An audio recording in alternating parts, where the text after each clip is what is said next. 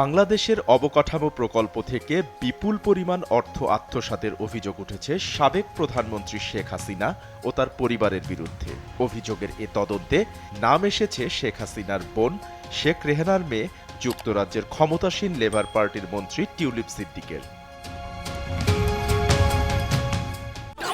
Offer Walton fridge কিনে পেতে পারেন 20 লক্ষ টাকা, রয়েছে কোটি কোটি টাকার নিশ্চিত উপহার। বাংলাদেশের পারমাণবিক বিদ্যুৎ প্রকল্প থেকে 400 কোটি পাউন্ড আত্মসাৎ করেছেন এমন অভিযোগে স্থানীয় সময় 19 ডিসেম্বর ব্রিটিশ মন্ত্রী টিউলিপ সিদ্দিককে জিজ্ঞাসাবাদ করেছেন যুক্তরাজ্যের মন্ত্রিপরিষদ বিভাগের কর্মকর্তারা।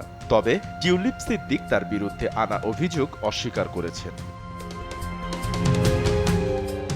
টিউলিপ সিদ্দিক কেবল ব্রিটেনের মন্ত্রিসভার সদস্যই নন, তিনি economic secretary to the treasury and city minister হিসেবে দায়িত্ব পালন করছেন।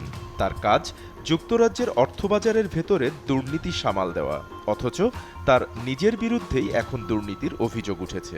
বিপুল অর্থ আত্মসাতের অভিযোগে শেখ হাসিনা, তার ছেলে সজীব ওয়াজেদ জয় ও বোন শেখ রেহানার পাশাপাশি টিউলিপের বিরুদ্ধেও তদন্তে নেমেছে বাংলাদেশের দুর্নীতি দমন কমিশন।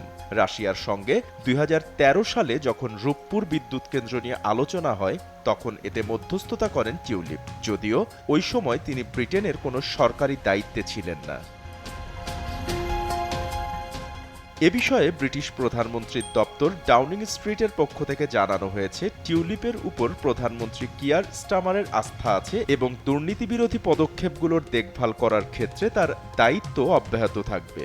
তিনি তার মন্ত্রীর দায়িত্ব অব্যাহত রাখবেন।